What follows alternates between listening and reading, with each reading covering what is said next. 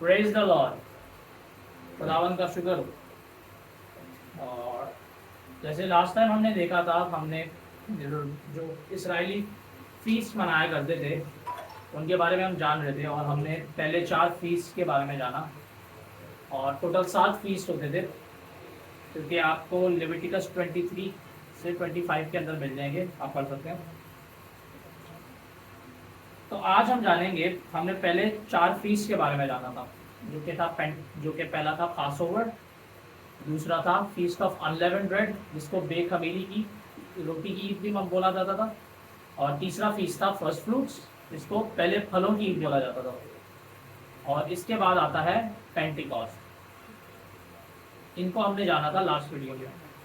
आज हम जानेंगे जो बाकी 3 फीस्ट बचते हैं, और उनमें से पहला जो फीस्ट है, जो कि 5वां फीस्ट कहलाता है, फीस्ट ऑफ ट्रम्पेट्स, जिसको यहूदी आज के दौर में रोश हशाना बोलते हैं। और इसका इब्रानी में जो मतलब है योम टेरुआ। योम डे को बोला जाता है, और टेरुआ जो है वो ट्रम्पेट्स के लिए वर्ड है इब्रानी में। योम टेरुआ, डे ऑफ ट्रम्पेट्स। अब हम इसके बारे में थोड़ा सा पढ़ लेते हैं कि लेविटिकस के अंदर इसमें क्या लिखा है।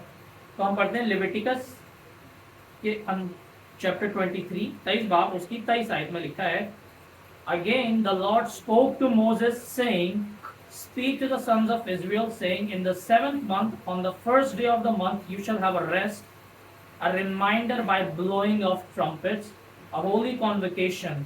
You shall not do any laborious work, but you shall present an offering by fire to the Lord.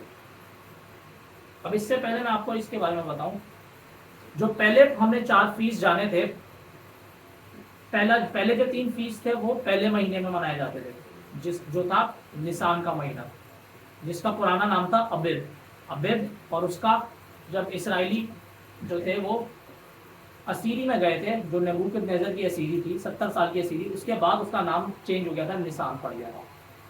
उससे पहले अबिब था। जो दूसरा महीना था वो अय्यार कहलाता था, दूसरा महीना अय्यार था। और जो पेंटिकॉस्ट था वो तीसरे महीने आता था, और वो तीसरा महीना होता है सिवान का महीना। सिवान के महीने के बाद हमें बाकी के जो 3 फीस्ट मिलते हैं, वो तीनों फीस्ट 7वें महीने में मिलते हैं।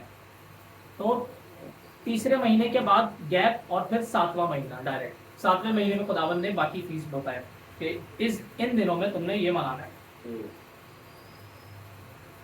अब हमारे पास ये फीस्ट ऑफ ट्रम्पेट्स जो है, इसमें इसराइली क्या करते थे, पूरे दिन ट्रम्पेट्स बजाया करते थे। ट्रम्पेट्स बजा रहे हैं और पूरे दिन बेफजूल में, क्या मतलब है? अच्छा, ये जो फीस्ट था ये पहली तिशरी को मनाया जाता था। जो 7वां महीना उसका नाम है तिशरी। तिशरी का महीना 7वां महीना है यहूदी कैलेंडर में। और ये जो कैलेंडर है यहूदी कैलेंडर नहीं है, ये खुदावन का कैलेंडर है, क्योंकि खुदावन ने असाइन किया था इंसानियत को। आदम से लेके आगे फिर मूसा के थ्रू शरीयत में आया ये। तो यहूदी जो थे वो, क्योंकि खुदावन के चुने हुए लोग थे, तो उन्होंने खुदावन के टाइम्स को मनाना शुरू किया। तो पहली तिशरी। अब यहूदी जो हैं, अगर हम देखें, 7वें महीने के बाद कोई फीस्ट हमारे पास आगे बाइबल में नहीं मिलता। मिलते हैं मगर वो डायरेक्टली खुदावन ने असाइन नहीं किए थे। जैसे हमारे पास एक प्यूरिम का फीस्ट था, जो एस्टर के दौर में मनाया जाता था। एस्टर के दौर में जब इसराइलियों को बचाया गया, जो कि हेमान जो था, एक विकेट शख्स था, वो पूरी नस्ल को ख़त्म करना चाह रहा था, मगर खुदावन ने डिलीवर किया। तो उस डिलीवरेंस की खुशी में जो मोर्डेकाय जो था, उसने प्यूरिम के दिन असाइन किए कि हम इस ईद को मनाया करेंगे, खुदावन ने हमें रिहा किया, बचाया। तो वो मोर्डेकाय ने प्यूरिम के दिन असाइन किए। उसके बाद अगर आप कैथलिक बाइबल पढ़ो तो उसके अंदर 2 किताबें हैं, फर्स्ट मैकेबीज एंड सेकंड मैकेबीज। मकाबी, यहूदा मकाबी एक वॉरियर था, उसने इसराइलियों को बचाया।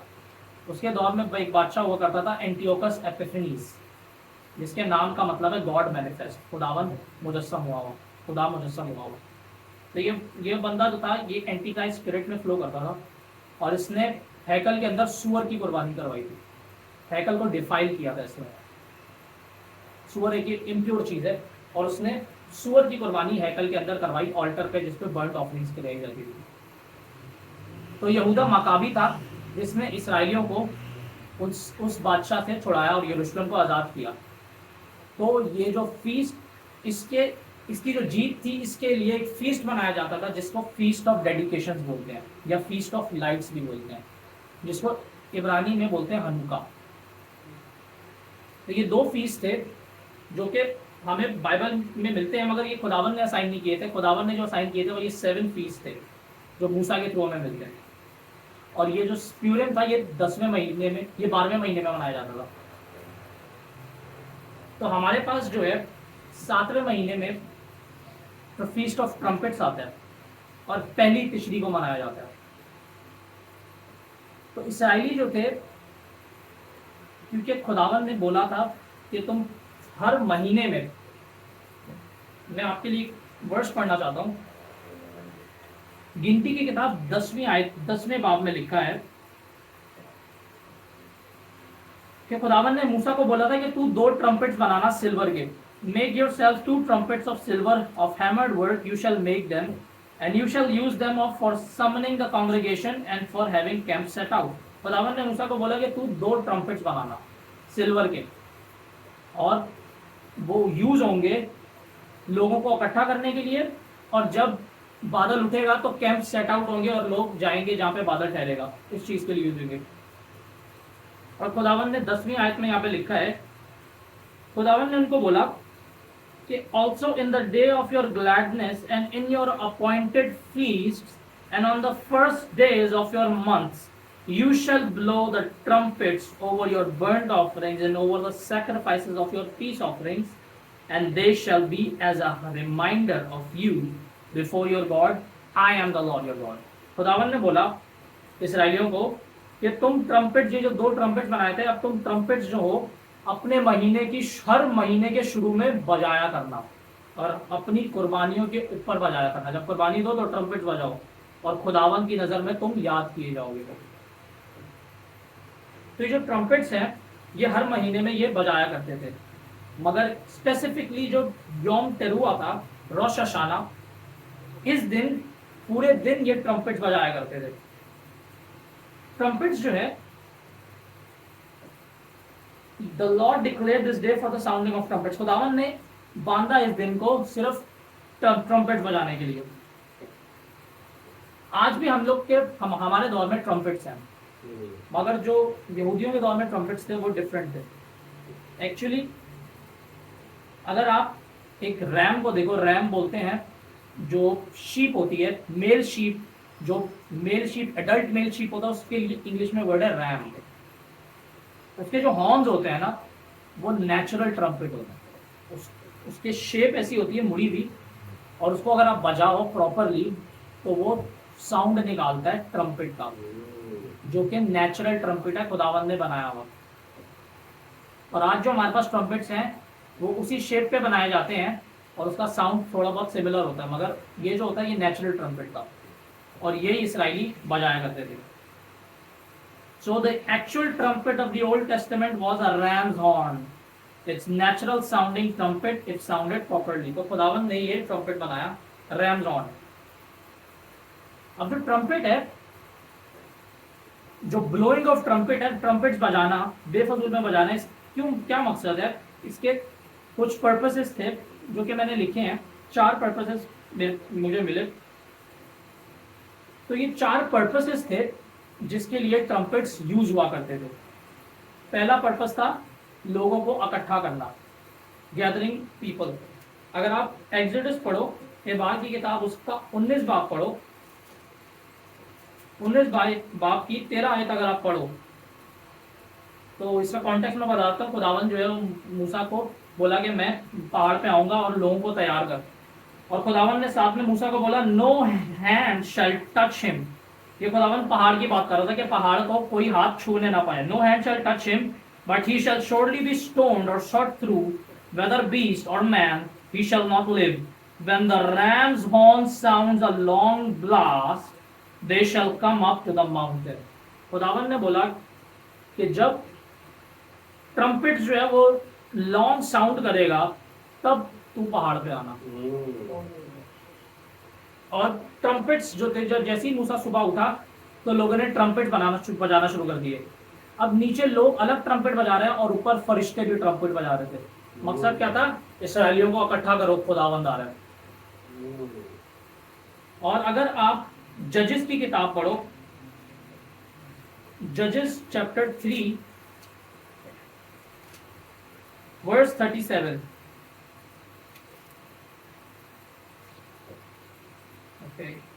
सॉरी 27, वर्स 27, जजेस चैप्टर 3 वर्स 27 में लिखा है, it came about when he had arrived that he blew the trumpet in the hill country of Ephraim, and the sons of Israel went down with him from the hill country, and he was in the front of them. अब ये एक जज था जिसका नाम था ईहुड, sorry ईहुड नहीं था, ओके ये एक जज था ओथनियल, सॉरी ओथनियल था एक जज। उसने जब इसराइलियों को बचाया तो उसने क्या किया, एक ट्रम्पेट हिल कंट्री पे खड़े होकर उसने एक ट्रम्पेट बजाया और सारे इसराइली इकट्ठे हो गए और वो जाके जंग लड़ने गया। सेम इंसिडेंस हमें मिलता है जजेस की किताब 6:34 में, जो कि जदाउन ने इस्तेमाल किया। चैप्टर 6 जजेस चैप्टर 6:34 में लिखा है, so the spirit of the Lord came upon Gideon and he blue a trumpet and the Abiezrites were called together to follow him। तो सेम चीज, मतलब ट्रम्पेट बजाया और लोग इकट्ठा हो गए, तो गैदरिंग पीपल।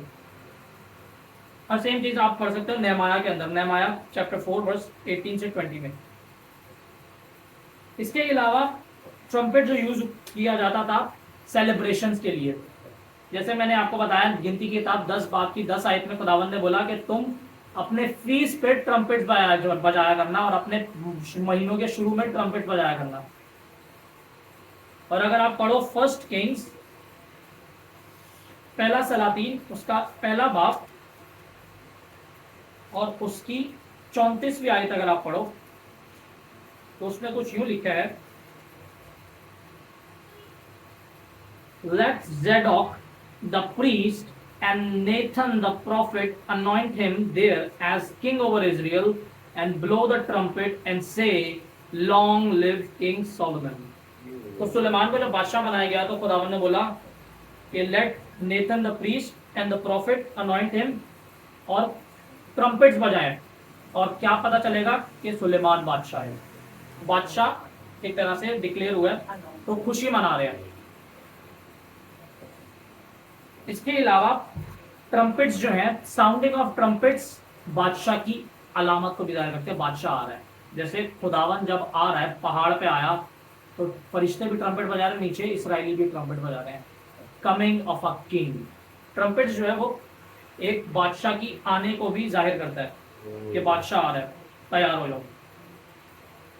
दूसरी चीज, जो आखिरी चीज मेरे को मिली वो ये है कि ट्रम्पेट्स जब आप साउंड करोगे, शोर मचाओगे ट्रम्पेट का, स्पेसिफिकली जो स्पेसिफिक साउंड होता है उससे आप खुदावन की नज़र में याद ठहराए जाओगे। जैसे जो हमें गिनती की किताब 9 से 10 आयत में मिलता है, खुदावन ने बोला कि जब तुम ट्रम्पेट बजाओगे तुम मेरी नज़र में याद किए जाओगे। और अगर आप गिनती की किताब के 10 बाब में उसकी वर्स 6 से मैं पढ़ूंगा, खुदावन ने बोला when you blow an alarm the second time and the camps that are pitched on the south side, okay, verse 9 से में ऐसे लिखा है, गिनती की किताब 10 बाब की वर्स 9 में लिखा है, when you go to war in your land against the adversary who attacks you, then you shall sound an alarm with the trumpets that you may be remembered before the Lord your God and be saved from your enemies। खुदावन ने बोला जब तुम दुश्मन से जंग लड़ने जाओ तो ट्रम्पेट्स बजाओ, और जब तुम शोर मचाओगे ट्रम्पेट्स का, मैं तुम्हें याद करूंगा और तुम्हारी जंगें मैं खुद लड़ूंगा और तुम जीत जाओगे। तो ये 4 चीजें जो हैं जो मुझे मिली कलाम में, ये 4 चीजें ट्रम्पेट्स के बजाने को, ट्रम्पेट्स का जो शोर होता है इस चीज को जाहिर करती हैं कि क्यों बजाया जाता है ट्रम्पेट। अब एक चीज रेबिनिकल ट्रेडिशन टीच करता था,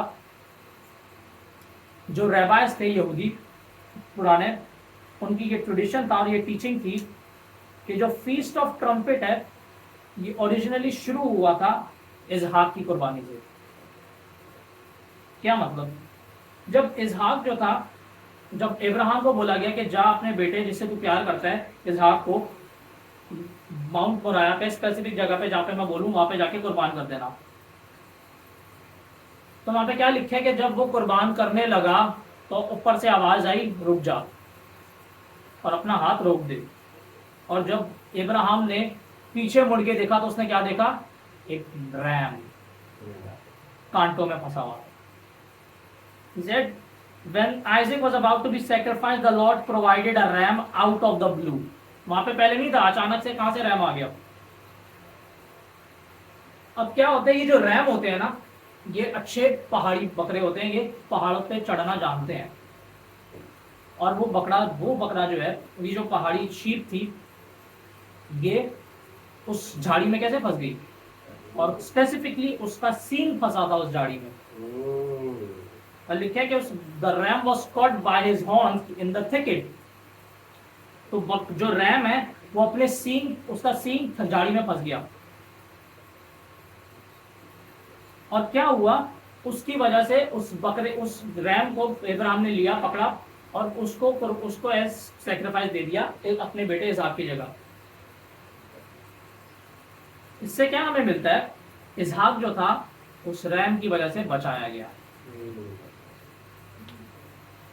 तो यहाँ पे जो हॉर्न, यहाँ पे जो रैम है उसका जो हॉर्न है वो रिप्रेजेंट कर रहा है पावर टू डिलीवर, बचाने की कुवत है उसमें, उस हॉर्न में।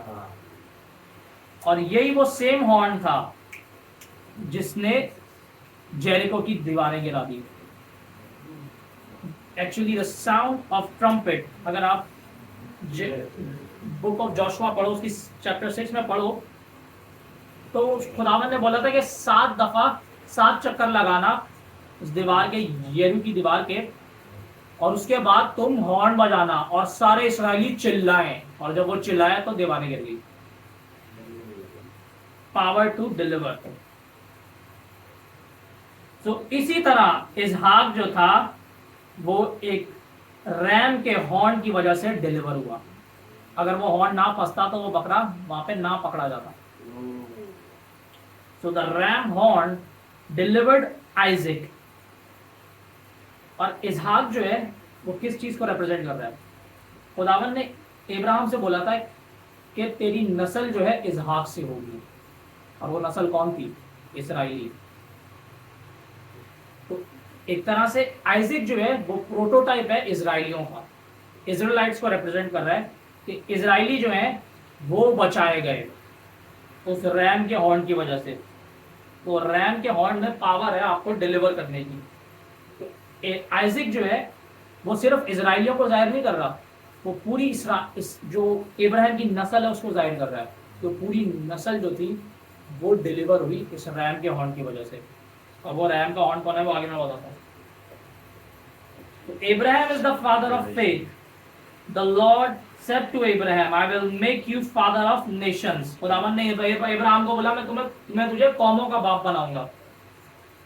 और सारे जितने ईमान से जीते रहे वो इब्राहिम की नस्ल के कहलाए। जितने लोग, those who live by faith, जितने भी ईमान से जिए, इब्राहिम जो था वो फादर ऑफ फेथ था। तो जितने भी ईमान से जिए वो सारे इब्राहिम की नस्ल के आगे में आ गए। So when Abraham sacrificed, the ram caught in the thorns, the ram's head was caught in the thorn. Likewise, Lord Jesus had a crown of thorns on his head. तो ये लीड करता है मसीह में। Everything leads to Christ। तो खुदावन यीशु जो था उसको कांटों का ताज पहनाया गया। तो एक प्रोटोटाइप था जो आइजक जो था वो बचाया गया। आइजक रिप्रेजेंट कर रहे हैं इसराइलियों को, ना कि सिर्फ इसराइलियों को, पूरे वो नस्ल जो ईमान से जिएगी, इब्राहिम की नस्ल। तो वो इब्राहिम की नस्ल जो थी वो बचाई गई रैम के हॉर्न से। रैम का हॉर्न जो है वो क्राउन ऑफ थॉर्न्स जो मसीह के सर पे डाला गया। The ram he substituted Isaac, that is the descendants of Abraham were substituted by that ram, and so it was a shadow of what will happen at Calvary. तो कलवरी पे क्या होना था, वो एक तरह से उसका फोर शैडो था। अभी जो हॉर्न है इसके लिए जो इब्रानी में वर्ड है,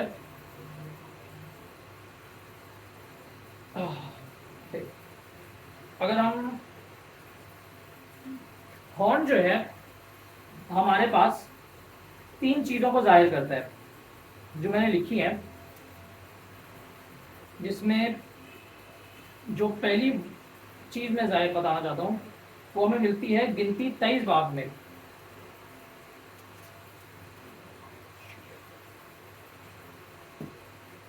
गिनती 23 बाब के अंदर, और जो हॉर्न के लिए जो इब्रानी में वर्ड यूज हुआ है ना वो है शोफार।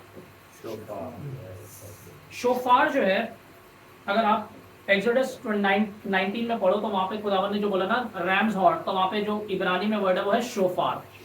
तो जब शोफार लॉन्ग ब्लास्ट करेगा तब तो ऊपर आना। अब हमारे पास जो रैम्स हॉर्न है इसके लिए गिनती की किताब 23 बाब की 22 आयत में यूं लिखा है, God brings them out of Egypt. और ये बलाम था, जो बलाम जो था वो प्रोफेसर कर रहा था इसराइलियों के लिए, ब्लेसिंग दे रहा था, और उसमें उसकी ब्लेसिंग में ये दूसरी ब्लेसिंग थी जिसमें ये लिखा है 23 बाब की 22 आयत में, God brings them out of Egypt, he is for them like the horns of the wild ox. खुदावंद अपने आप को जाहिर कर रहे हैं कि एक जो जंगली सांड है उसके सींगों से जाहिर कर रहा है खुदावंद अपने आप को। अब ये जो वर्ड्स है ना, इसके लिए मैंने दो वर्जन्स लिखे हैं। एक जो है, जो मेरे पास बाइबल है, ये NASB 95 का वर्जन है, जिसके अंदर लिखा है he is for them like the horns of the wild ox. और अगर आप जूइश ऑर्थोडॉक्स बाइबल पढ़ो तो वहां पे भी सेम चीज लिखी है ही, मगर वहां पे वर्ड यूज हुआ है he is for them like the strength of a wild ox. तो जो वर्ड है ना, ये जो रैम यहाँ पे हॉर्न के लिए यूज हुआ है, उसका इब्रानी में मतलब है स्ट्रेंथ एंड स्पीड। मतलब है कि जब आप में कुवत होगी तो आप तेजी से काम करते हो। तो जब आप हॉर्न जो है स्ट्रेंथ को जाहिर कर रहा है, तो आपके अंदर जब स्ट्रेंथ होगी तो आप तेज काम कर सकते हो, और वो स्ट्रेंथ फिजिकल भी हो सकती है और स्पिरिचुअल भी हो सकती है। जब आप फिजिकली स्ट्रांग होते हो तो आप ज्यादा काम कर सकते हो, और स्ट्रेंथ जो है उसका मकसद है कि आप जोश में रहते हो और आप तेज काम करते हो जल्दी जल्दी। और जब आप स्पिरिचुअली स्ट्रांग रहोगे तो आप स्पिरिट में तेजी से काम कर सकते हो, रेदर देन आप स्लो डाउन हो जाओगे और थोड़ी देर करके फिर आप रुक जाओगे, थोड़ी देर सफर कर। तो आपको रैम्स हॉर्न की स्ट्रेंथ चाहिए। उसके बाद जो दूसरी चीज ये रिप्रेजेंट करता है हॉर्न जो है, वो हमें मिलता है यिर्मयाह की किताब उसकी 48 चैप्टर के अंदर हमें मिलता है 25 आयत में।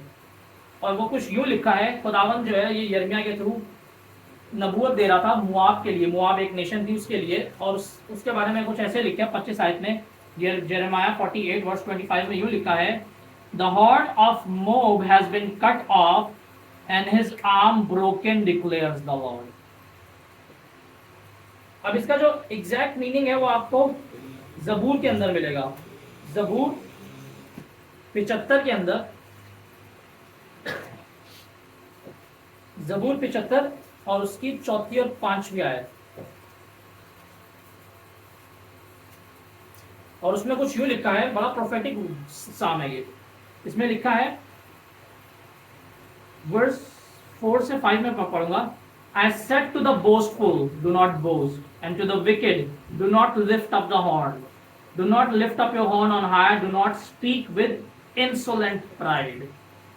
अब खुदावन जो है वो बोल रहा है कि मैंने बोला बोस्टफुल को कि तू बोस्ट मत कर, और मैंने विकेट को बोला कि तू अपने हॉर्न को लिफ्ट अप मत कर, do not lift up your horn on high. मतलब क्या है, do not speak with insolent pride.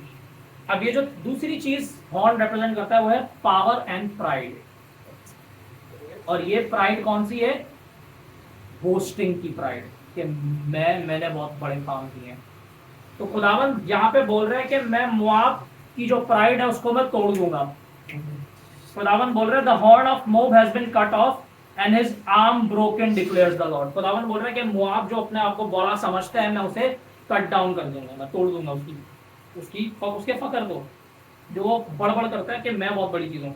It speaks about to boast not of one's own, boast of one's own power. आप अपनी power के बारे में बोलते रहो कि मैं बड़ी चीज हूँ।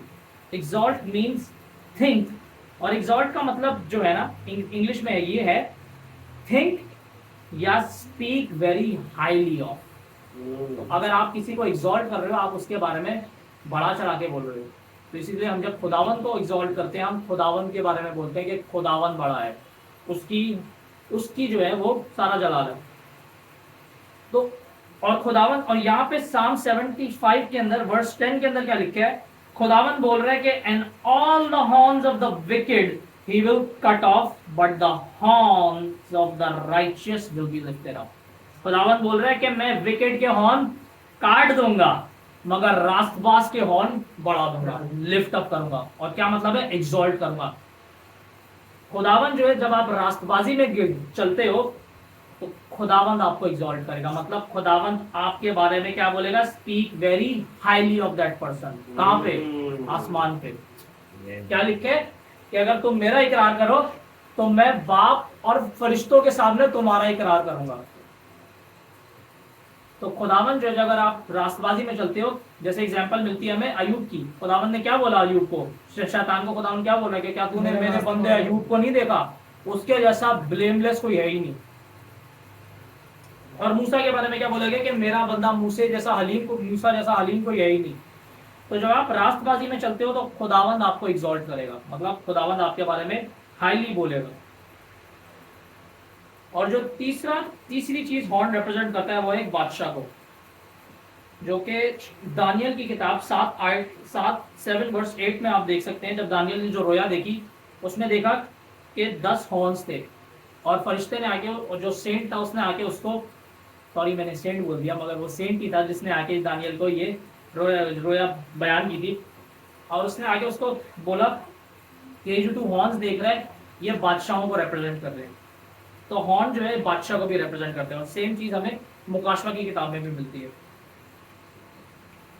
तो the sound of horn of trumpet announces the coming of a king. मतलब हॉर्न जो है बादशाह की अलामत है, और जब आप साउंड करते हो शोफार को जब आप बजा रहे हो तो आप क्या डिक्लेयर कर रहे हो? बादशाह आ रहा है। और आप एक तरह से वार्न कर रहे हो कि सीधे हो जाओ, बादशाह आ रहा है। It warns us of the coming judgment, जो कि इस फीस्ट के बाद जजमेंट आती है उसकी अलामत है कि तैयार हो जाओ। क्योंकि 10वीं, इसका जो अगला फीस्ट है वो मैं बताऊंगा, उसमें अदालत है। 10वीं तारीख को खुदावंद अदालत करेगा, तो अदालत के लिए तैयार हो जाओ। और क्योंकि खुदावंद आ रहा है हर चीज ऑर्डर में लाने के लिए, क्योंकि डिसऑर्डर है पूरी दुनिया में। तो जो बादशाह आएगा वो ऑर्डर में लाने के लिए लाएगा चीजों को, ठीक है? हर चीज डिसऑर्डर में है। आपका जिस्म, आपकी रूह आप अपने आपके जिस्म को कंट्रोल नहीं कर सकती, डिसऑर्डर है। आपका माइंड कुछ बोल रहा है, आप कर कुछ रहे हो। आपकी रूह कुछ और गवाही दे रही है, आप कर कुछ रहे हो। और उसके अलावा हमारे पास डिसऑर्डर है, जो प्लेनेट अर्थ है वो टिल्टेड है। और हमारे पास क्लाइमेट जो हमारे पास डिजास्टर्स क्लाइमेट्स आते हैं वो उसकी वजह से आते हैं, क्योंकि डिसऑर्डर है। टॉर्नेडोज आ रहे हैं, और आपके पास पता नहीं क्या हेल स्टॉर्म्स आ रहे हैं, तो डिसऑर्डर है। तो खुदावन जो है वो डिसऑर्डर को ऑर्डर में लाएगा। तो ये एक तरह से अलामत है कि तैयार हो जाओ, बादशाह आ रहा है। So the world will be warned to repent and fear the coming judgment, as it is written in अमूस की किताब 3 बाब की 6 आयत में यूं लिखा है या ओके। अम्मूस की किताब उसकी 3 बाब और उसकी 6ठी आयत में यूं लिखा है, if a trumpet is blown in a city will not the people tremble. खुदावन बोल रहे हैं कि अगर एक ट्रम्पेट किसी शहर में बजाया जाए तो क्या लोग थरथराएंगे नहीं? क्यों? क्योंकि जजमेंट आने वाली है। और इसके अलावा ये वार्निंग को भी जाहिर करता है, warning of a watchman. Watchman जो होता है, अगर आप चौकीदार को देखो तो चौकीदार का काम क्या होता है कि अगर चोर आ रहा है तो लोगों को जगा दे कि चोर आ रहा है, और ताकि सब जाग जाएं और वार्न हो जाएं और बच जाएं। तो इसी तरह खुदावन ने इज़ीकियल को बोला, इज़ीकियल चैप्टर 33 वर्स 4 to 5 में लिखा है, खुदावन ने बोला, वर्स 2 से मैं पढ़ता हूं, son of man speak to the sons of your people and say to them, if I bring a sword upon them, if I bring a sword upon the land, and the people of the land take one man from among them and make him their watchman। खुदावन बोल रहे हैं कि अगर मैं किसी शहर के ऊपर अदालत ला रहा हूं, मतलब स्वॉर्ड ला रहा हूं, और अगर उसके लोग जो है एक बंदे को खड़ा कर दें as watchman, and he sees the sword coming upon the land and blows on the trumpet and warns the people, and then he who hears the sound of a trumpet and does not take warning, and a sword comes and takes him away, his blood will be on his own head। खुदावन बोल रहे हैं मगर he heard the sound of the trumpet but did not take the warning, his blood will be him upon himself, but had he taken warning he would have delivered his life। तो trumpet दोनों काम कर रहा है, warn भी कर रहा है, अगर आप वार्निंग ले लो तो आपको डिलीवर भी कर देगा। But if that watchman sees the sword coming, अब स्वॉर्ड वॉचमैन के लिए भी जजमेंट है। अगर वॉचमैन जो है वो देख रहे हैं कि तलवार आ रही है मगर वार्न नहीं करता, तो जो लोग मारे जाएंगे उन सब का गुनाह, उन सब का खून उस वॉचमैन के ऊपर आ जाएगा। देखिए इज़ीकियल को खुदावन ने आगे बोला कि तू ही वॉचमैन है।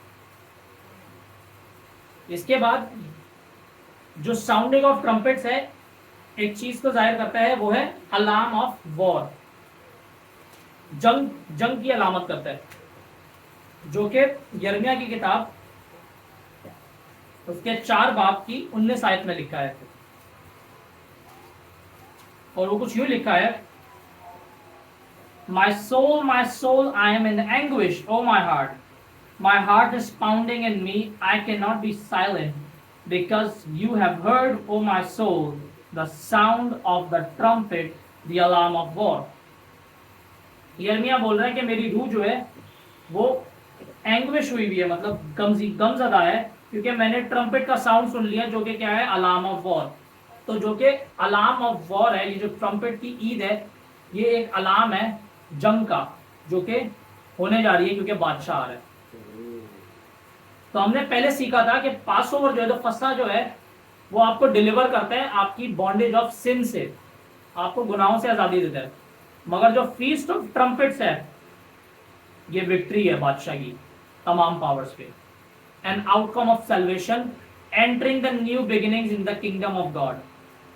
और ये एक प्रोफेटिक पिक्चर है असेंशन ऑफ द सेंट्स की, जो कि पौलुस ने पहले थेसलोनिकियों उसके 4 बाब से 16 से 17 आयत में बताया कि साउंड ऑफ ट्रम्पेट बजेगा और हम सारे तब्दील हो जाएंगे और हम आसमान में उठाए जाएंगे, जो कि असेंशन है सेंट्स की।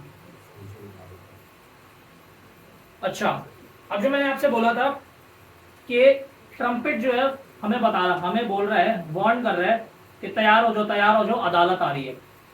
वो अदालत कब आ रही है? जो कि अगला फीस्ट है, जो कि होता है डे ऑफ अटोनमेंट। ओके, तो डे ऑफ अटोनमेंट आपको मिल जाएगा, जिसको इब्रानी में यौम किपुर बोलते हैं। डे ऑफ अटोनमेंट आपको मिलेगा लेविटिकस 23 के अंदर ही 26 से 32 आयत में, मगर इसकी जो डिटेल्ड एक्सप्लेनेशन है वो लेविटिकस 16 में मिलेगी आपको, उससे पहले मिलती है। लेविटिकस 16 के अंदर इसकी डिटेल्ड एक्सप्लेनेशन है, जिसमें हम अभी नहीं जाएंगे।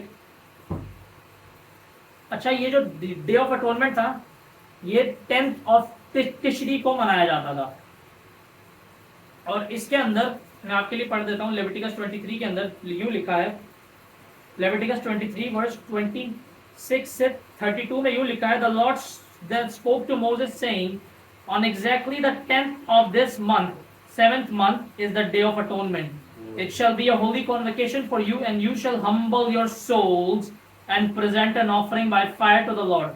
और लिखे, neither shall you do any work on this same day, for it is a day of atonement, to make atonement on your behalf before the Lord your God. खुदावन ने बोला कि ये जो है अटोनमेंट का दिन होगा. अटोनमेंट का मतलब होता है एक तरह से पर्ज करना या साफ करना या फिर निजात देना एक चीज से. आपने गलती की और आपको अटोन कर दिया गया, मतलब आपको साफ कर दिया गया. आप अब इस गलती के गिल्टी नहीं हो पा रहा, तो आपको अटोन किया जा रहा है. तो खुदावन ने बोला, if there is any person who will not humble himself on this same day, he shall be cut off from his people. खुदावन ने बोला, जो अपने आप को झुकाएगा नहीं इस दिन पे, वो काट दिया जाएगा अपने लोगों से. और ये कौन लोग थे? वही जो मैंने पिछले उस लेक्चर में बताया था, इसराइली डिसेंडेंट्स ऑफ इब्राहिम. इस इब्राहिम के डिसेंडेंट से निकाल दिया जाएगा. और as for any person who does any work, और फिर बोला कि जो शख्स इस दिन पे कोई काम करेगा, लेबोरियस वर्क करेगा, that person I will destroy from his people, among his people. तो ये दिन जो था बड़ा खतरनाक दिन होता था. इस पे इसराइली जो थे वो डरते थे कि हमसे कोई गुनाह ना हो जाए और हम कुछ मतलब गलत ना करते जो खुदावन ने हुक्म दिया था. The Israelites were told to keep fast. और अगर आप आगे वर्स 31 से 32 में पढ़ें तो खुदावन ने उनको बोला था कि 10वीं तारीख को ये मनाया जाता था. तो खुदावन ने बोला था तुम 9 से 10 तक रोजा रखना. पास ओवर अब यहाँ पे लिखा है, the Israelites were told to keep fast on this day. They would not eat nor drink. The high priest, और यहाँ पे इसमें होता क्या था, हाई प्रीस्ट जो होता था उसका काम होता था अटोनमेंट करना. वो अटोनमेंट अपनी भी करता था, अपने घराने की और पूरे इसराइल की अटोनमेंट के लिए वो जाता था. अब वो कहाँ जाया करता था? अब हम आते हैं लेविटिकस 16 के अंदर देखते हैं.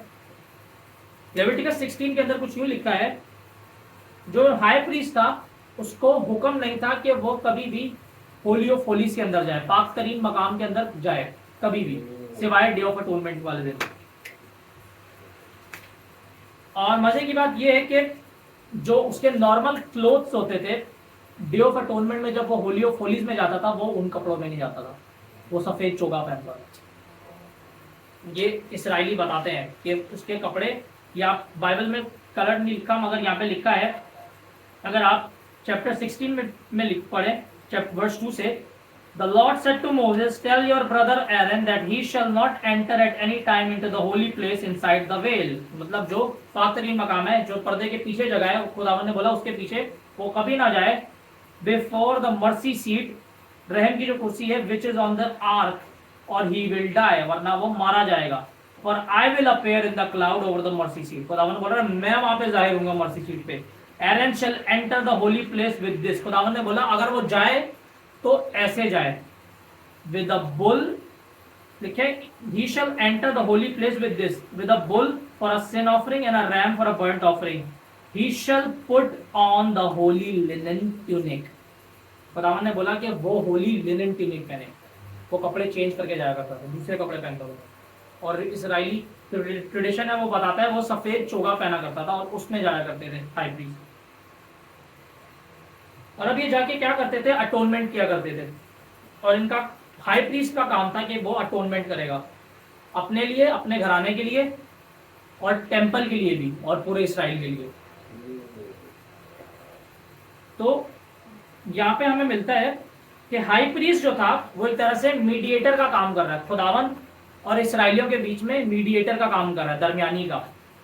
इसी तरह हमारा जो हाई प्रीस्ट है उसका नाम है जीसस क्राइस्ट, और वो हमारा मीडिएटर है बाप और हमारे बीच में.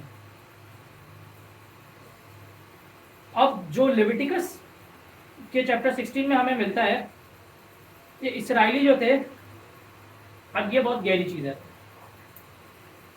अगर आप इसी चैप्टर को आगे पढ़ें और 5 से 6 आयत पढ़ें तो वहां पे लिखा है इसराइलियों को बोला गया था कि 2 गोट्स लाना, 2 तुम बकरियां लाना, और वो ब्लेमलेस, वो स्पॉटलेस होनी चाहिए।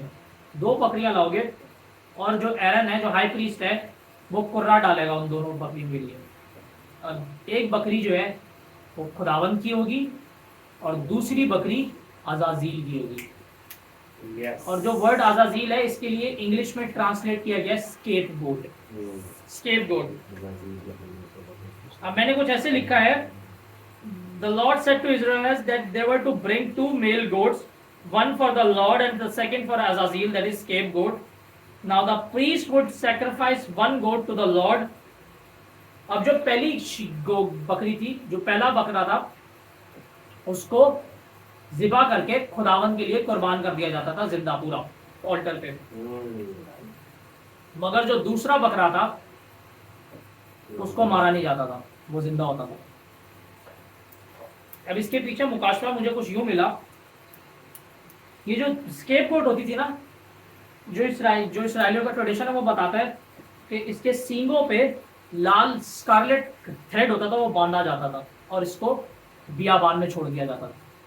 कैसे? इसके ऊपर हाई प्रीस्ट हाथ रखता था और तमाम जो थे अपने गुनाह और पूरे इसराइल के गुनाह डिक्लेयर करता था, मतलब कन्फेस करता था, और इसको एक दूसरा शख्स होता था, वो जाके बियाबान में छोड़ देता था इस बकरे को, स्केपगोट को। अब ट्रेडिशन तो ये बताता है, मगर रू ने मुझे ये बताया कि जो जिंदा गोट, जो आपके पास जो पहली गोट थी जिसको कुर्बान कर दिया गया, वो गोट रिप्रेजेंट करती है क्राइस्ट की सैक्रिफाइस बॉडी, जो कबर में डाली गई। मगर जो स्केपगोट है वो जिंदा होती थी, वो बियाबान में छोड़ी जाती थी। और ट्रेडिशन एक और चीज बताता है, वो बोलता है कि ये जो बियाबान में छोड़ी जाती थी स्केपगोट, इसके सींगों पे थ्रेड बांधा जाता था लाल कलर का, और मुमकिन होता था, और ये गोट जो थी वो घूमती फिरती वापस शहर में आ जाती थी। और जिस दिन ये शहर में आ जाती थी और लोग इस पे नजर करते थे, देखते थे, इनको पता चल गया कि हमारी अटोनमेंट हो गई। अब इसके पीछे मुकाशवा मुझे कुछ यूं मिला कि जो पहली शीप है, पहली गोट है, सॉरी, वो जो है बॉडी ऑफ क्राइस्ट को रिप्रेजेंट कर रही है, जो कि मारी गई और कब्र में डाली गई। मगर जो स्केप गोट है वो उसकी स्पिरिट को जाहिर करती है, जो कि पाताल में गई। तो जो स्केप गोट थी वो विल्डरनेस में जाया करती थी। और क्या ट्रेडिशन बताता है कि जब वो वापस आती थी तो इसराइली मान लेते थे कि हमने निजात पा ली, हम अटोन हो गए, हमारे गुनाह माफ हो गए। इसी तरह जब मसीह की रूह हेडिस से वापस उसके जिस्म में आई तो सबको निजात मिल गई, जब मसीह जी उठा। और इसका जो डीपर मीनिंग है वो ये है कि जब क्राइस्ट की सेकंड कमिंग होगी। नाउ अब मैंने कुछ यूं लिखा है, now this is the one meaning of the scapegoat. The goat that was sacrificed was the body of Jesus that was laid in the tomb, and the scapegoat represents his spirit that went into the Hades. And when that spirit came back, the man, इंसान जो था, was redeemed of his sins. अगर मसीह जी ना उठता तो हम निजात ना पाते।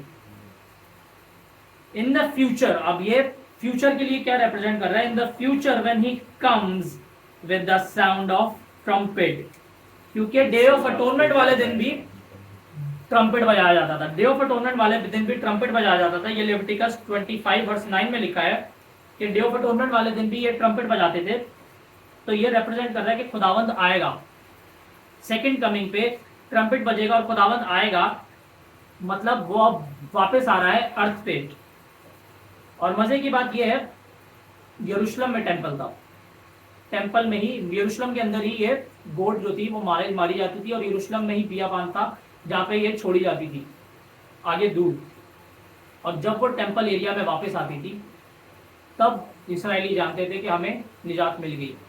तो उसी तरह यीशु जो है जब वो वापस आएगा माउंट ऑफ ऑलिव्स पे, जो कि यरूशलेम में है, तब जो है क्या होगा, मैंने कुछ यूँ लिखा है when the sound of with the sound of trumpet he will come. There is his second coming.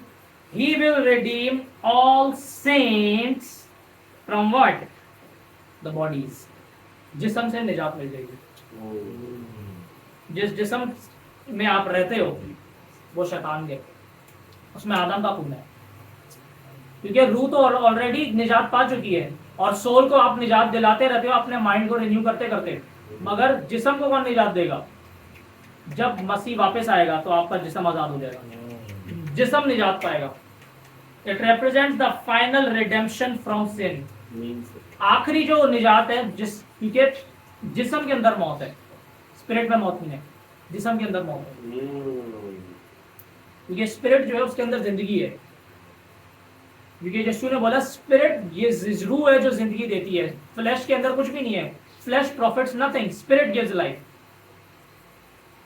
तो जिस्म जो है वो निजात पाएगा. और क्या होगा? Second at the second coming the remnant of Israel, और सिर्फ पूरी नेशंस नहीं, इस्राइल भी निजात पाएगा. And the second coming at the second coming the remnant of Israel will be atoned of their sin, जैसा कि लिखा है जकरिया की किताब 12 बाब की 10 आयत में. और जकरिया की किताब 12 बाब की 10 आयत में कुछ यूं लिखा है, I will pour out on the house of David and on the inhabitants of Jerusalem the spirit of grace and of supplication, so that they may look on me whom they pierced. जिसको उन्होंने छेदा वो उसे देखें. And they will mourn for him as one mourns for an only son. जैसे एक इकलौते के लिए कोई रोता है वो वैसे रोएंगे. And they will weep bitterly over him like bitter weeping for a firstborn. जैसे एक इकलौता बेटा मर जाए तो उसके लिए एक मार होती है, वैसे इस्राएली रोएंगे जब क्राइस्ट आएगा. तो ये जो डे ऑफ अटोनमेंट है ये क्राइस्ट की सेकंड कमिंग जो आ जाएगी, जब क्राइस्ट आ जाएगा और वो चीजें ऑर्डर में लाएगा, इस चीज को जाहिर करती है. मगर ये एक और चीज भी जाहिर करता है. मैंने यूं लिखा है the day of atonement meant for Israel to be reconciled to God. Atonement का मतलब होता है रेकनसाइल करना, एक तरह से रिलेशन सही बनाना.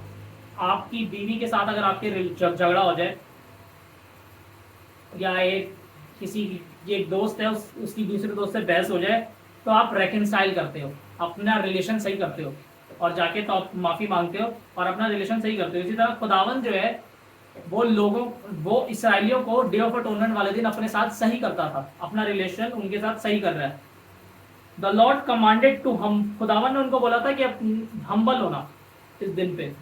Humble yourselves on this day, क्योंकि ये एक शैडो है जो फ्यूचर में इवेंट होगा. खुदावन ने बोला हम्बल होना, और जो जान हम्बल नहीं होगी उसे मैं तबाह कर दूंगा.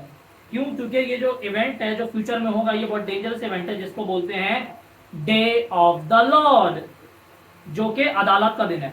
जजमेंट ऑन द वर्ल्ड, ये दुनिया पे अदालत का दिन है जिसने अपने आप को हम्बल नहीं किया और तौबा नहीं की. ये उन सब के लिए अदालत का दिन है जिन्होंने अपने आप को झुकाया नहीं और तौबा नहीं की. क्योंकि वार्निंग आती गई, कंटिन्यूसली वार्निंग चल रही है, और जो तौबा नहीं करेगा वो डे ऑफ अटोनमेंट वाले दिन खुदावंद उसको रेकनसाइल करेगा. कैसे? तबाह करके. खुदावंद बोलेगा तुम मेरे साथ नहीं चल सकते, ओके बी डिस्ट्रॉयड. अगर आप यशाया की किताब 13 बाब पढ़े, मैं थोड़ा सा आपके लिए पढ़ देता हूँ, जिसके अंदर थोड़ा जिक्र है डे ऑफ अटोनमेंट वाले दिन क्या होगा, डे ऑफ द लॉर्ड वाले दिन क्या होगा. अब यशाया 13 बाब में कुछ यूं लिखा है, lift up a standard on the bare hill, raise your voice to them, wave the hand that they may enter the doors of the nobles. I have commanded my consecrated ones, I have even called my mighty warriors, my proudly exulting ones, to execute my anger. और ये फरिश्तों की भी बात हो रही है, मगर ये सेंट्स की भी बात हो रही है. my consecrated ones, खुदावन बोल रहा है कि मैंने मसा की हुए जो मेरे चुने हुए लोग हैं मैं उनको भेजूंगा कि मेरे कहर को बरसाओ. A sound of tumult on the mountains, like that of many people, a sound of the uproar of kingdoms, of nations gathered together.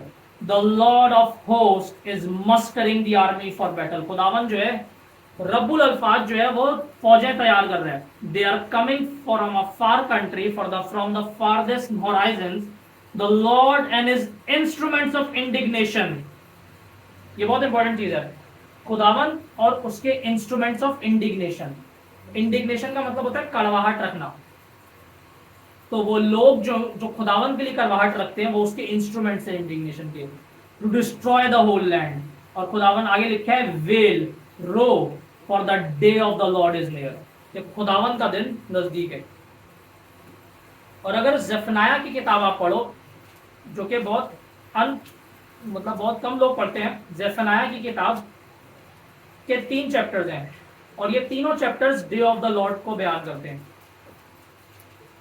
मैं आपके लिए थोड़ा सा पढ़ देता हूं. उसमें कुछ यूं लिखा है, I will completely remove all things from the face of the earth. अब जफनाया की किताब शुरू ही इसी चीज से होती है कि I will completely remove all things from the face of the earth. मैं हर चीज मिटा दूंगा इब्ने जमीन से, जमीन के ऊपर से मैं हर चीज मिटा दूंगा. I will remove man and beast, I will remove the birds of the sky and the fish of the sea and the ruins along with the wicked, and I will cut off man from the face of the earth, declares the Lord. So I will stretch out my hand against Judah and against all the inhabitants of Jerusalem, and I will cut off remnant of Baal. खुदावन ने बोला कि मैं बाल के जितने भी पूजने वाले हैं मैं उन्हें तबाह कर दूंगा इस दिन. And the names of the idolatrous priests along with the priests and those who bow down on the housetops, किसके आगे झुकते हैं? To the hosts of heaven. ये जो host of heaven है ये गिराए हुए फरिश्तों की बात हो रही है. तो जितने भी मजहब बनाए गए हैं ये सब गिराए हुए फरिश्तों को पूछते हैं. And those who bow down and swear to the Lord and yet swear by Milcom. तो ये आप अगर आप पूरा चैप्टर पढ़ो तो ये डे ऑफ द लॉर्ड को बयान करता है और इसके 3 चैप्टर्स हैं और ये तीनों डे ऑफ द लॉर्ड को बयान करते हैं, खुदावन का दिन. अभी जो खुदावन का दिन है हमने सीखा था, जो बेखमीरी की रोटी की ईद थी उसमें खुदावन ने बोला था कि खमीर निकालते रहो जब तक तुम परफेक्ट ना हो जाओ खमीर निकालने में. अब जो खमीर रह जाएगा वो डे ऑफ द लॉर्ड में खुदावन निकाल देगा. On this day all leaven will be taken out of the church. Church के अंदर से अब अगर आप मैंने जो पहले बताया था कि पेंटिकॉस्ट का जो चर्च था वो 2 रोटियां थी और दोनों लेवन से भरी हुई थी, गुनाह से भरी हुई. जेंटाइल्स और यहूदी दोनों जो थे वो गुनाह से भरे हुए थे. और जो पेंटिकॉस्ट चर्च था, जो अर्ली चर्च था, अगर आप जब रसूलों ने काम किया उसके बाद जो उनके रसूल खड़े हुए फिर आगे जब जैसे जैसे चलता गया सिलसिला आगे जाके करप्शन आती गई और चर्च जो था वो डिक्लाइन में चला गया. ओरिजिनल टीचिंग लॉस्ट हो गई, इतना ज़्यादा खमीर भर गया. तो क्योंकि अर्ली चर्च खमीर से भरा हुआ था और उसमें खमीर नहीं निकला था, इसीलिए आखिरी जो चर्च होगा, जो एंड डेज का चर्च होगा, उसमें खुदावन खमीर निकाल देगा कंप्लीटली तौर पे. जो पेंटिकॉस्ट का चर्च था, क्योंकि हम पेंटिकॉस्ट में जी रहे हैं, अभी चल रहा है पेंटिकॉस्ट, इसमें जो चर्च खड़ा हो रहा है इसमें फाइनली खुदावन खुद आके खमीर हमेशा के लिए निकाल देगा. And this was the day of atonement. अब आखिरी फीस्ट बचता है जो कि फीस्ट है हमारे पास, फीस्ट ऑफ टैबरनैकल्स, जिसको फीस्ट ऑफ बूथ्स भी बोला जाता है. और इसके लिए जो इब्रानी में वर्ड है वो है सुकोट. ये फीस्ट अगर आप पढ़ना चाहते हैं तो इसके बारे में लिखा है लेविटिकस 23 और उसकी 34 आयत से 36 आयत तक. मैं आपके लिए थोड़ा सा पढ़ देता हूँ. उसमें कुछ यूँ लिखा है, लेविटिकस 23 और उसकी 34 वर्स से मैं पढ़ता हूँ. Speak to the sons of Israel saying, on the 15th of this 7th month is the feast of booths for 7 days to the lord. खुदावन ने बोला तिशरी की 15वीं तारीख को तुम खैमों की ईद मनाओगे. और आगे लिखा है, अब ये जो ईद थी ये 7 दिन चलती थी, मगर इसमें एक 8वां दिन भी था. लिखा है, for 7 days you shall present an offering by fire to the lord, on the 8th day on the 8th, 8वें दिन you shall have a holy convocation and present an offering by fire to the Lord. अब इसमें 8वां दिन भी था, 7 दिन ईद मनाई और फिर 8वां दिन भी आएगा। अब हमने देखा ये जो फीस्ट थे, ये जो 3 फीस्ट हैं, ये स्पेसिफिकली 7वें महीने में मनाए जा रहे हैं। जो महीना शुरू होता है वो शुरू होता है जब चांद नजर आना बंद हो जाए। जब चांद इनविजिबल हो जाता है तो पहला महीना होता है, पहले दिन महीने का पहली तारीख होती है अकॉर्डिंग टू बाइबल। जो यहूदियों का जो कैलेंडर है वो ऐसे शुरू होता है, वो प्योरली लूनर है। जो हमारे पास ग्रेगोरियन कैलेंडर है वो लूनर और सोलर दोनों पे चलता है, मगर जो यहूदी कैलेंडर है वो स्पेसिफिकली लूनर कैलेंडर है। जब चांद नजर नहीं आता तो पहला दिन होता है महीने का, और चांद जब फुल हो जाता है, फुल मून जो है वो महीने का बीच का दिन होता है, जो कि 15वीं तारीख लगा लो। तो ये जो तिश्री था ये 15वीं तारीख को मनाया जाता था जब फुल मून होता था। क्या मतलब है? It was celebrated on the 15th of Tishri on the 7th full moon of the 7th year of the year 7th month for 7 days। 7 दफा, 7 3 दफा है। 7वें महीने में मनाया जाता था, और 7वां फुल मून, क्योंकि 7वां महीने तो हर महीने में एक फुल मून आता है, तो 7वां फुल मून 7वां महीना और 7 दिन के लिए मनाया जाएगा।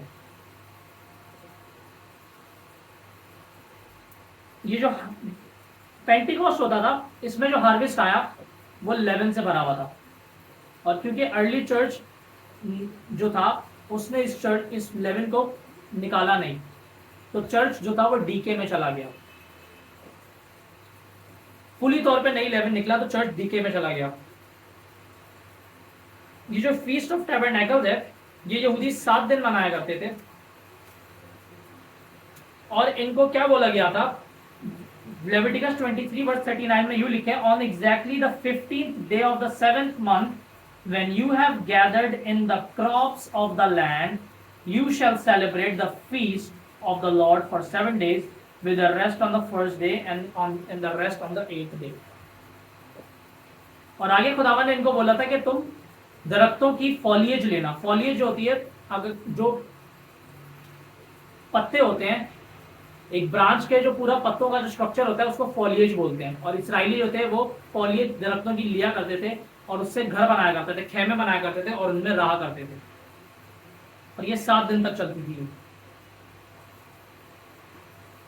ये 7 दिन जो मैंने बताया था कि 2 ईदें थी, 2 ईदें हैं जो 7 दिन चलती थी। एक बेखमीरी की रोटी की, और एक ये feast of trumpets, feast of tabernacles. ये जो फीस्ट ऑफ टैबरनैकल्स है एक्चुअली इसके 7 फेजेस हैं और 7 एक्सपीरियंसेस को जाहिर कर रहा है ये। पहली चीज, इसमें हार्वेस्ट आएगा जो कि फाइनल हार्वेस्ट होगा। खुदावन ने यहाँ पे बोला कि जब इसराइली जो थे अपना हार्वेस्ट इकट्ठा कर लें, फिर ये 7 दिन तक ईद मनाएंगे। इसमें फाइनल हार्वेस्ट आएगा। लाइक इजराइट्स ड्वेल्ट, लिखा there will be in gathering. In gathering की ईद होती थी ये, फीस्ट ऑफ इन गैदरिंग, क्योंकि इकट्ठा होते थे, ये क्रॉप्स को इकट्ठा करके फिर ईद मनाया करते थे। तो हार्वेस्ट आएगा, इस ईद के दौरान हार्वेस्ट आएगा, क्योंकि ये फीस्ट का 7 फेजेस है, तो इस ईद में हार्वेस्ट आएगा। उसके बाद दूसरी चीज क्या है, इसमें यूनिटी आएगी। इस फीस्ट के दौरान यूनिटी आएगी। जैसे इसराइली जो थे वो खेमों में रहते थे, एक फैमिली सब पूरी दुनिया से कट ऑफ होके, अपने घर से कट ऑफ होके एक फैमिली जो है वो खेमों में रहती थी यूनाइट होके। इसी तरह बिलीवर्स के अंदर यूनिटी आएगी। जो शैतान ने जुदाई पैदा की हुई है और आज हमारे पास इतनी डिनोमिनेशंस है, तो इस फीस्ट के दौरान जो है, जो कि चल रहा है, इस फीस्ट के दौरान यूनिटी आएगी। इसका एक एक्सपीरियंस ये है कि यूनिटी आएगी, और इसका जो एक और गहरा मतलब है वो सिर्फ लोगों के बीच में यूनिटी नहीं है, आपकी सोल और आपकी स्पिरिट के बीच में यूनिटी आएगी। क्योंकि यीशु ने क्या बोला मत्ती की अंजील में कि मैं तुमसे सच कहता हूं कि अगर दो आपस में इत्तेफाक रखें तो जो बाप से मांगेंगे वो पूरा होगा। वो दो कौन थे? आपकी सोल और आपकी स्पिरिट। जब वो अग्री होंगे, यूनिटी आएगी, तब जो आप बाप से मांगोगे वो पूरा होगा। क्यों? क्योंकि अब तब आप जानते हो कि बाप क्या चाहता है। तीसरी चीज ये रेस्ट को जाहिर कर रहा है। जिस तरह इसराइलियों का जो रेस्ट था वो प्रॉमिस लैंड था, और इसराइली जो थे डायरेक्ट प्रॉमिस लैंड में नहीं गए थे, वो पहले बियाबान से गुजरे, जिससे हम गुजर रहे हैं अभी। चर्च गुजर रहा है बियाबान से, अभी प्रॉमिस लैंड नहीं पहुंचा। इसी तरह इसराइलियों का रेस्ट प्रॉमिस लैंड था, और हम इस फीस्ट के एंड में रेस्ट में पहुंच जाएंगे।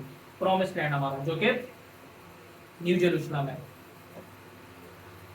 जिसको जायन भी बोलते। ओके, तो तीसरी चीज ये जॉय को भी, खुशी को भी जाहिर करता है। जैसे इसराइली जो थे इस फीस्ट में इकट्ठे रहते थे और सेलिब्रेट करते थे। और पांचवी चीज ये रिप्रेजेंट करता है रेस्टोरेशन को, रिस्टोर होगी दुनिया, क्योंकि ये दुनिया तबाह हो जाएगी जब खुदावंद आएगा। डे ऑफ द लॉर्ड में पूरी तबाही मचेगी। मुकाशवा की किताब भरी पड़ी है डे ऑफ द लॉर्ड से, तो वो पूरी दुनिया तबाह हो जाएगी, खुदावंद रिस्टोर करेगा। क्योंकि जैसे अगर आप नेहमाया की किताब पढ़ो, नेहमाया चैप्टर 8 पढ़ो, तो फीस्ट ऑफ टैबरनेकल्स था जिसमें नेहमाया ने यरूशलेम की दीवारें खड़ी की थी। रिस्टोरेशन। और उसके बाद एक और चीज जो इस फीस्ट के दौरान होगी वो है फीस्ट ऑफ ग्लोरी। जलाल आएगा जो कि आ रहा है और आता जाएगा।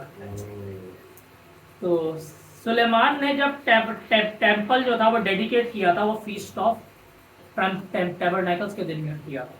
और क्या हुआ? जलाल आया टेम्पल में, बसेरा किया, जलाल आएगा। और सिर्फ कुछ जानों तक महदूद नहीं रहेगा, ये पूरे चर्च में जाएगा और नेशंस में जाएगा जलाल।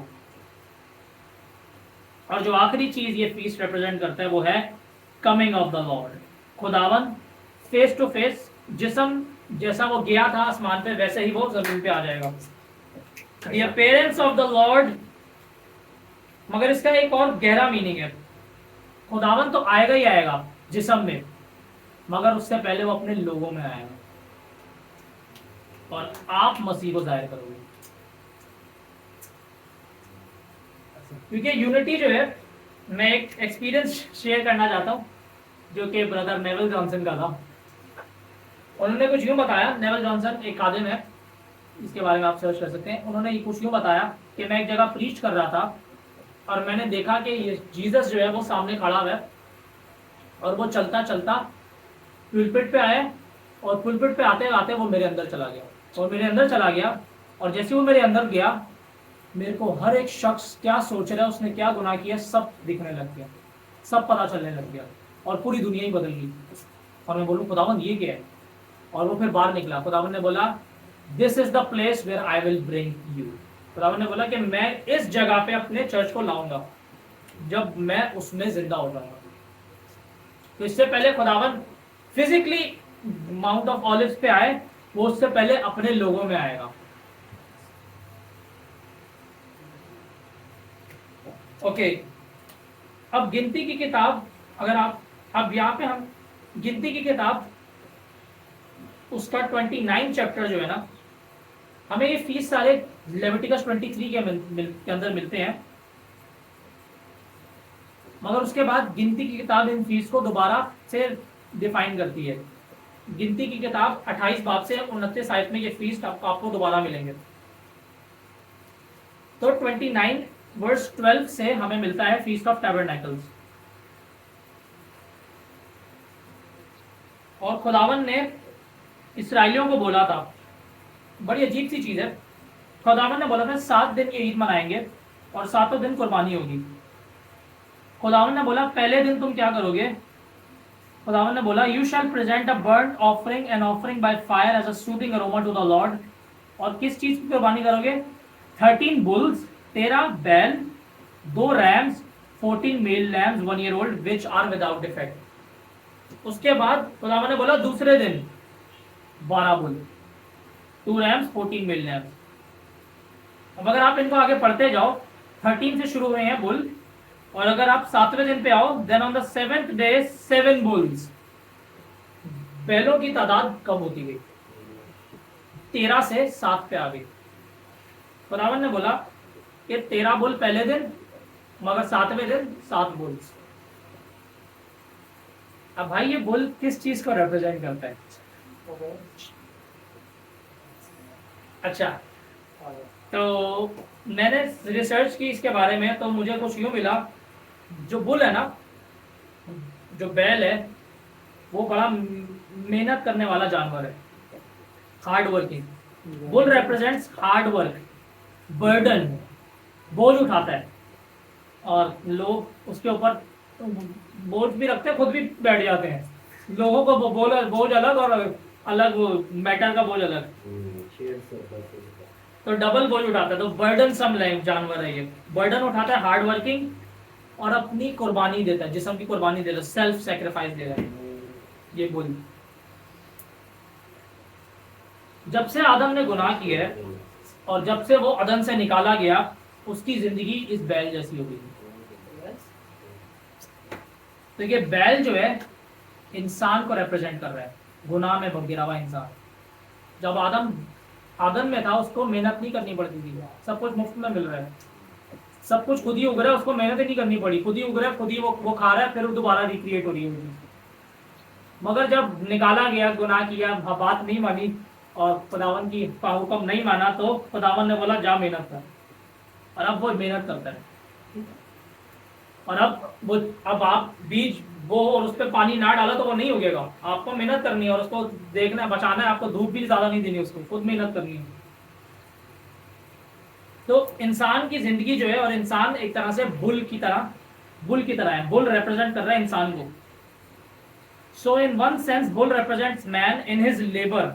अपनी जो इंसान मेहनत करता है, वो बैल की तरह मेहनत करता है, क्योंकि इंसान ने गुनाह किया, इसीलिए he has been cast to labour. खुदावन ने उसको मेहनत के लिए डाल दिया कि जाओ मेहनत कर। अब हमें यहाँ पे मिलता है कि 13 बुल्स पहले दिन और 7 बुल्स 7वें दिन। जो नंबर 13 है वो बगावत का नंबर है, रिबेलियन। और जो नंबर 7 है, जैसे हमने पिछले वीडियो में देखा था, वो है परफेक्शन। बगावत खत्म हो गई। तो कुछ ऐसे मेरे को रुल्स ने बताया कि इंसान जो था वो बगावत में था। 13 बुल्स 13 बगावत कर रहे हैं। तो इन फीस्ट के दौरान मैंने कुछ भी लिखा है, so man is in rebellion to God, so during the feast of tabernacles he will be transformed back into perfection। खुदा इंसान जो था वो बगावत में था खुदावन के साथ, और 13 से 12 है, 12 से 10 11 करते करते 7 बुल्स आ गए। मतलब अब खुदा इंसान जो है वो परफेक्शन में आ गया खुदा के साथ। अब उस बगावत के स्टेट में नहीं है, अब परफेक्शन में आ गया, जलाल में आ गया। तो खुदावन जो है इस टैबरनेकल्स के फीस्ट में इंसान को ट्रांसफॉर्म करेगा वापस परफेक्शन में, मगर वो आदम की परफेक्शन नहीं है, वो मसीह की perfection. Not into the perfection of Adam but into the perfection of Christ. Father will transform man back into the perfection of his son.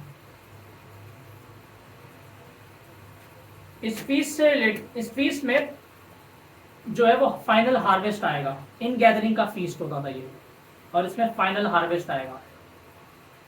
Pentecost पे जो हार्वेस्ट आया वो थोड़ा था, मगर जो फीस्ट ऑफ टैबरनेकल्स में हार्वेस्ट आएगा, उसके लिए यूं लिखा है यशाया चैप्टर 66 के अंदर, और उसकी 18 से 19 में ऐसे में यूं लिखा है, for I know there works and their thoughts. खुदावन बोल रहा है मैं इनके काम और इनके थॉट्स जानता हूं।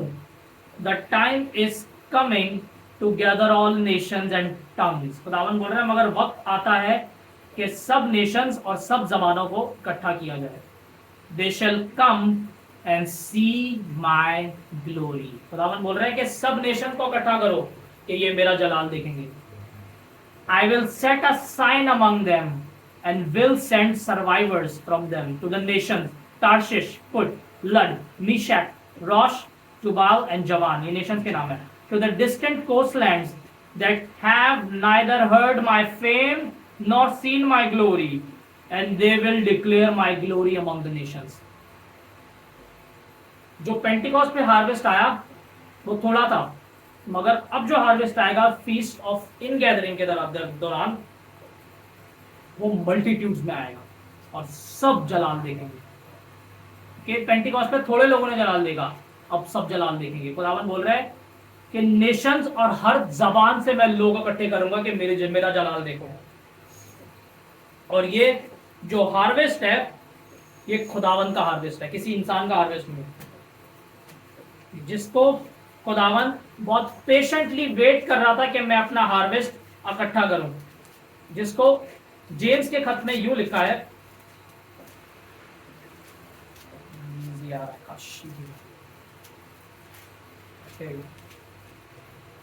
बुक ऑफ जेम्स के अंदर, बुक ऑफ जेम्स उसके चैप्टर 5 वर्स 7 में लिखा है, Therefore be patient, brethren, until the coming of the Lord. The farmer waits for the precious produce of the soil, being patiently about it, until it gets the early and the latter rains. खुदावन जो है वो patiently wait कर रहा है कि मैं early और लेटर रेन्स दोनों रिसीव करूं। ये खुदावन का हार्वेस्ट है, और इस हार्वेस्ट के लिए यीशु ने बड़े सख्त अल्फाज बोले। कुछ यूं लिखा है, it's the feast of harvest and in gathering, and about this time the lord Jesus said, if anyone causes the little ones, who are the little ones, the newly harvested believers, to fall away, it is better to, कि उसके गले में एक मिल stone बांध दिया जाए और वो समुद्र में फेंक दिया जाए। It is better that a millstone be tied to his neck और वो समुद्र में फेंक दिया जाए। अब मजे की बात ये है, मैं जब ये मैसेज अभी लास्ट लिख ही रहा था तो आखिरी में मुझे कुछ यूं मिला, जो समुद्र है वो दुनिया को रिप्रेजेंट करता है, और मछली जो है जब समुद्र में होती है तो वो दुनिया में है। मछली जो है वो लोगों को, नेशंस को रिप्रेजेंट कर रही है, मल्टीट्यूड्स को रिप्रेजेंट कर रही है। जब मछली को आप समुद्र से बाहर निकालते हो तो क्या कर रहे हो, आप दुनिया से बाहर निकाल रहे हो लोगों को। और जब मछली पानी से बाहर निकलती है वो मर जाती है। जब तक आप समुद्र में हो आप जिंदा हो, जब तक मछली समुद्र में रहती है वो जिंदा रहती है, जब समुद्र से बाहर आ गई मर गई। तो खुदावन बोल रहे कि अगर मेरे हार्वेस्ट को किसी ने खराब किया, मैंने जो लोग इकट्ठे किए हैं, अगर किसी ने भी बिलीवर्स में से किसी को करप्ट कर दिया, उसके लिए ये बेहतर है कि उसके गले में एक पत्थर बांध के उसको समुद्र में फेंक दिया जाए कि अब कभी वो दुनिया से बाहर ही ना आ पाए। डेंजरस चीज कि आप किसी को करप्ट करो। खुदावन ने लोगों के लिए जान दी है और आप उन्हें गलत राह पे ले जाओ। खुदावन का हार्वेस्ट है ये, किसी इंसान का हार्वेस्ट नहीं है, और उसने बहुत पेशेंटली वेट किया है इस हार्वेस्ट के लिए। और मजे की बात ये है कि खुदावन यीशु के बारे में लिखा है कि in the fulfilment of times वो आया। कब थी फुलफिलमेंट ऑफ टाइम्स? जब ग्रीक लैंग्वेज पूरे नेशंस में फैल गई थी, ताकि गॉस्पेल जो है वो उस जबान में बताया जाए जिसको जो जबान सब समझते हैं। और इसी तरह दुनिया में हमारे पास यूनाइटेड किंगडम है। यूनाइटेड किंगडम वाहिद वो किंगडम है जिसने हर नेशन पे हुकूमत की, और जब उसने हर नेशन पे हुकूमत की उसने अपना कल्चर छोड़ा और स्पेसिफिकली इंग्लिश लैंग्वेज छोड़ी। मगर इस हुकूमत करने से फायदा क्या हुआ? खुदावन ने अपना काम किया, मिशनरीज आए और गॉस्पेल फैलता गया और जिंदगियां जो थी वो तब्दील होती गई, लोग क्रिश्चियनिटी ग्रो करती गई। तो हर चीज जो है वो बाप जो है वो ऑर्केस्ट्रेट करता है। बाप ने ऑर्केस्ट्रेट किया। In the fulfilment of times खुदावन जो है वो आएगा जब ग्रीक लैंग्वेज आम हो जाएगी।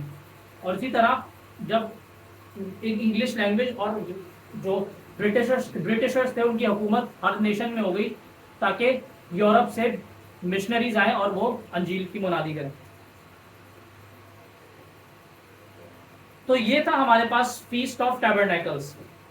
अब हमारे लिए ये वार्निंग है कि हम खुदावन के लोग जो खुदावन हमें देता है हम उनकी देखभाल करें और हम खुदावन के साथ चलें ताकि हम उन लोगों को गलत राह पे ना ले जाएं और हम समुंदर में फेंक दिए जाएं।